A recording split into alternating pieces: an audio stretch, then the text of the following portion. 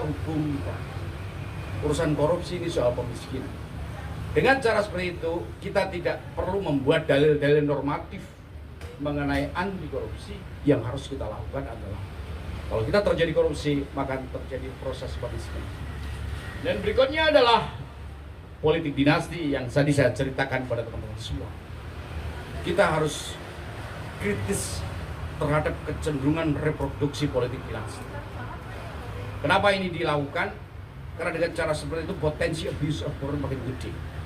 Usul saya, kalau kita bisa mendorong transformasi ini akan lebih baik, maka upaya penyelamatan pada demokrasi bisa kita lakukan dengan baik. Yang kedua, soal krisis ekonomi. Suka tidak suka, dalam pidato-pidato para pejabat itu memperlihatkan kita sedang menghadapi ancaman krisis.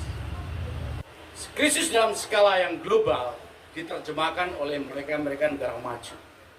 Belum tentu interpretasi itu sama yang dihidupi oleh masyarakat. Interpretasi atas krisis diukur dari universalitas cara menilai kehidupan seseorang. Kalau biasanya segini, oh ini majikin turang. Kalau dipakai orang yang ukurannya sebetulnya nggak sama, ini yang kita sebut ketimpangan di dalam pengukuran. Maka itu tidak heran, kadang-kadang saya heran gitu, kalau ada terjadi kerusuhan atau rame-rame demonstrasi, itu yang dilihat apa? Indeks harga saham. Itu artinya apa? Seberapa beresiko atas kerusuhan atau konflik atau kekerasan itu atas kecenderungan penilaian yang dipakai oleh kaum neolib itu di dalam menjelaskan. Maka itu tidak heran kalau ada dalil-dalil yang disebut dengan SDGs.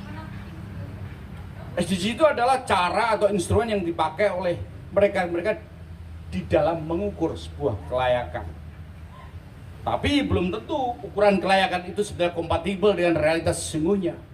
Karena itu tidak heran kalau peristiwa-peristiwa tertentu seringkali tidak bisa ditangkap oleh masyarakat. Bukan berarti masyarakat bodoh, tapi terjadi gap. Karena konsekuensi dari itu semua adalah interpretasi yang berbeda atas gap itu.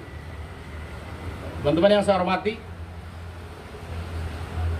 pengangguran, kemiskinan, dan ketimpangan itu adalah realitas.